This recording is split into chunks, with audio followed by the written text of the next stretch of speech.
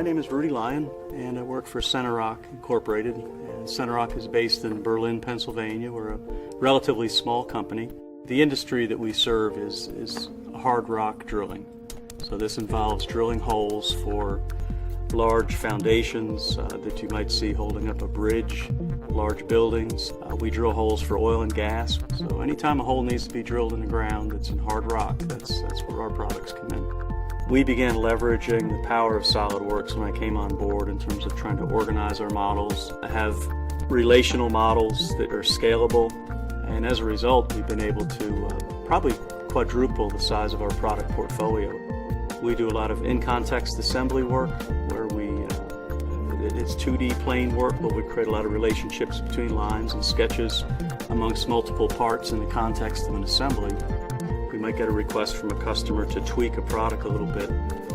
Knowing this, we have built a lot of solid models that are very configurable. And the process of coming up with a new design is literally a matter of a couple of mouse clicks and it's done. So in that sense, SOLIDWORKS has been very beneficial.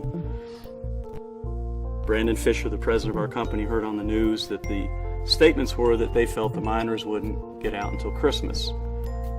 He said that's nuts, because we know we can drill a hole faster than that. So we made connections with people in Chile, put together a plan for what we proposed, which was step one, enlarge that 5.5-inch hole to 12 inches. Step two, enlarge the 12-inch hole to 26 inches, and therefore large enough to put the rescue capsule through.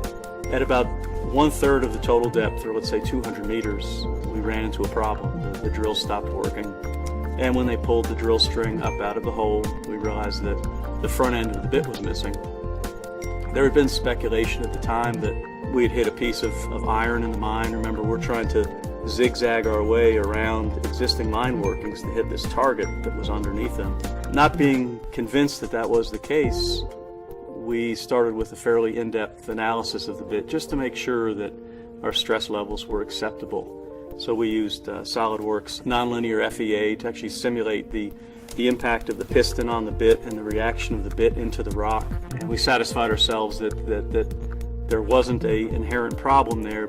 I think the fact that the SOLIDWORKS CAD software integrates so seamlessly with simulation just made that whole process go snap, snap.